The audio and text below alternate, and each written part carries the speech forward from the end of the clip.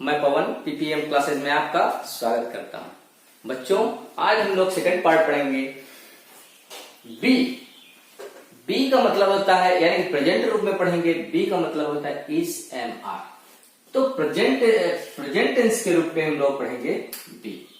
B का हिंदी में अर्थ होता है, देखिए, बी का हिंदी में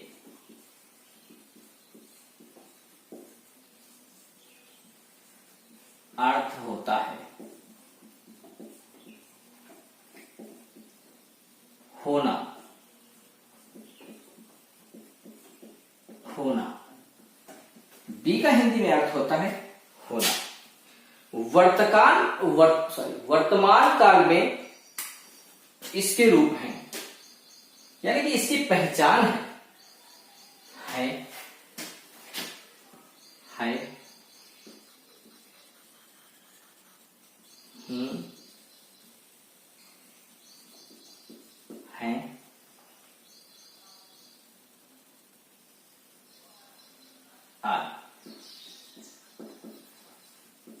ठीक, ये चीज, यानी कि इसकी पहचान लास्ट में आता है।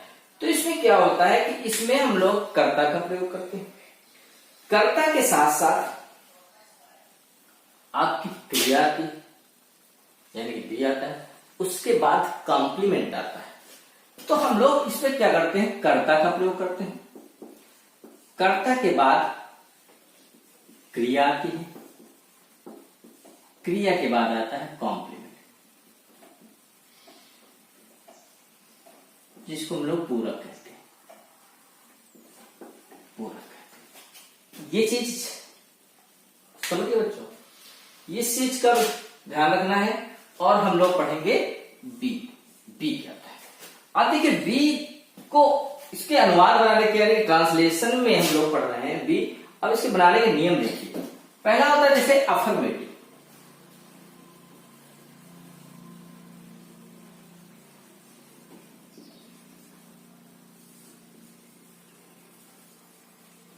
Affirmative sentence. अफर्मेटिव मतलब साधारण वाक्य। साधारण वाक्य कैसे बनाते हैं, तो इसमें इसके यानी कि इसको बनाने के नियम है। पहले हम लोग कर्ता का प्रयोग करते हैं, फिर उसके बाद इज, एम, आर का प्रयोग करते हैं, वो भी कर्ता के अनुसार। फिर उसके बाद हम लोग लगाते हैं कॉम्प्लीमेंट, यानी कि पूरक का प्रयोग करते हैं। ठीक। अगर एक वचन करता है तो उसके साथ इसका प्रयोग होगा। बहुवचन करता है तो उसके साथ आर का प्रयोग होगा। अगर आई आता है तो उसके साथ एम का प्रयोग किया जाता है। ये आप लोगों को सभी को पता है। अब इसके उदाहरण देख लीजिए, एग्जाम्पल।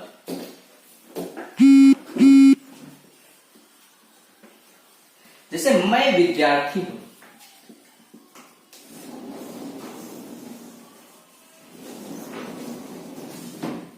मैं विद्यार्थी हूं, तो आई है, यानी कि कर्ता यहां पे आई है, तो आई के साथ एम लगेगा। I am a student. ये चीज सबको समझ में आ गई। दूसरा देख लीजिए, इसका दूसरा एग्जांपल देख लीजिए। तुम खिलाड़ी हो। तुम खिलाड़ी हो।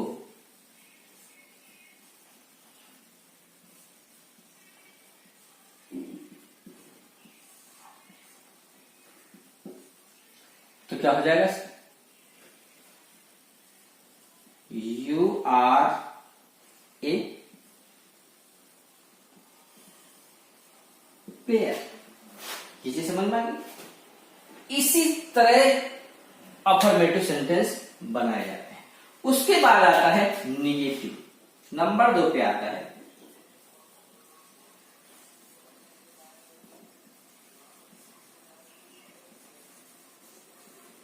निगेटिव सेंटेंस, नकारात्मक वाक्य।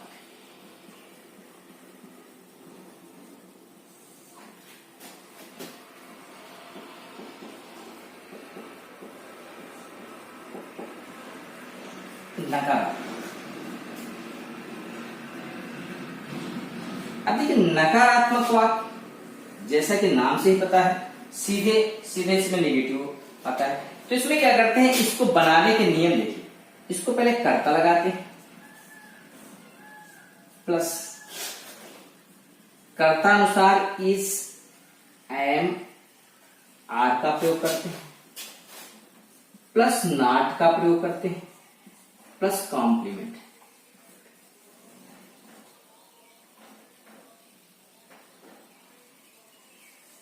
कॉम्प्लीमेंट यानी कि पूरा का प्रयोग। अब देखिए इसका एग्जाम्पल देखिए। एग्जाम्पल, मैं तुम्हारा सहपाठी नहीं।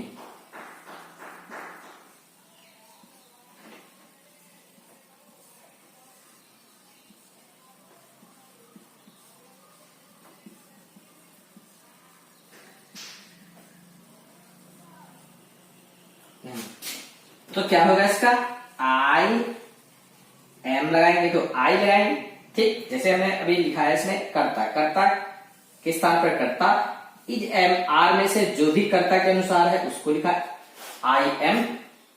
फिर उसके बाद नॉट का प्रयोग, I am not your class. फिर ठीक, ये चीज समझ में आ गई। अच्छा, एक और देख लीजिए इसका एग्जांपल। एक एग्जांपल और है, वे घर पर नहीं।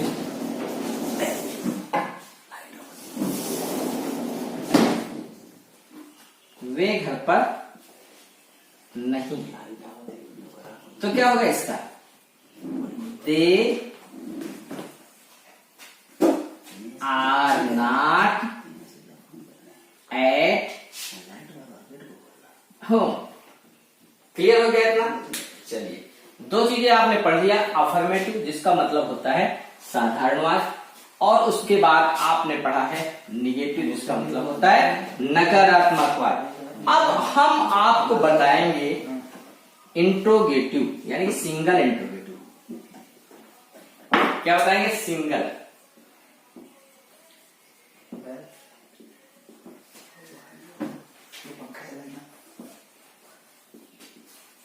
सिंगल यानी कि क्या से शुरू होने वाला है।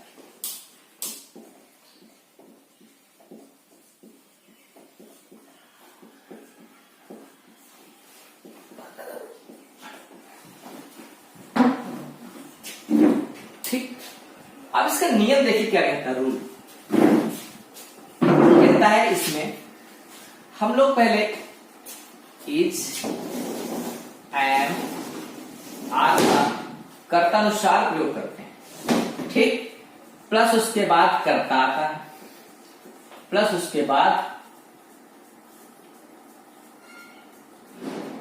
कॉम्प्लीमेंट आता है, ठीक।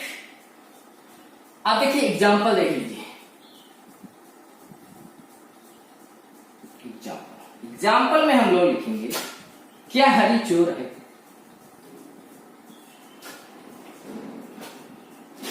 क्या हरी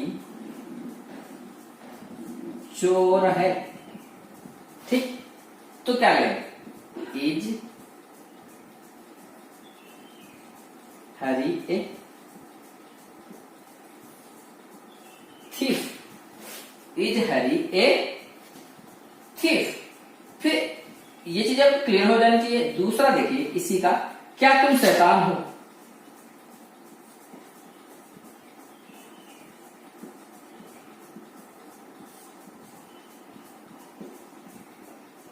शैतान हो, तो तुम है, तो तुम के अनुसार क्या है, आर यू नाटी, नाटी। ये चीज आपको समझ में आ गई, ठीक। इसके बाद हम पढ़ेंगे डबल इंट्रोगेटिव यानी कि प्रश्न सूचक वाक्य। इसके बाद हम लोग पढ़ेंगे डबल इंट्रोगेटिव यानी कि प्रश्न सूचक वाक्य।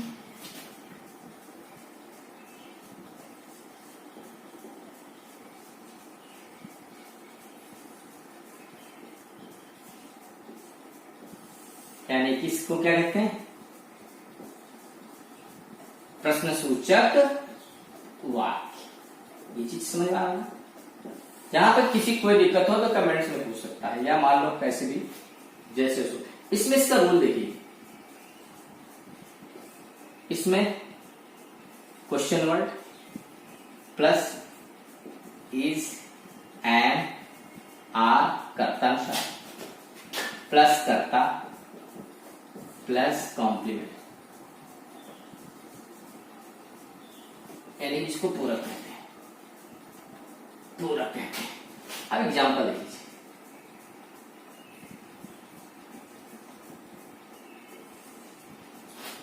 राम कहां है?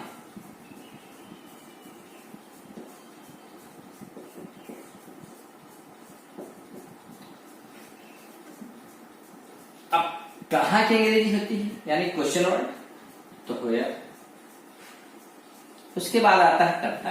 लेकिन कर्ता हमने आपको बताया कि पहले क्वेश्चन वर्ड लगता है, उसके बाद इज एम आर में से। तो कर्ता अनुसार कर्ता राम है, राम के अनुसार इज रहेगा वेयर इज राम। ये चीज आपको समझ में आ गई। उसके बाद दूसरा देख लीजिए, दूसरा एग्जांपल देख लीजिए, क्लियर हो जाएगा। फिर है तुम्हारे पिताजी कहां?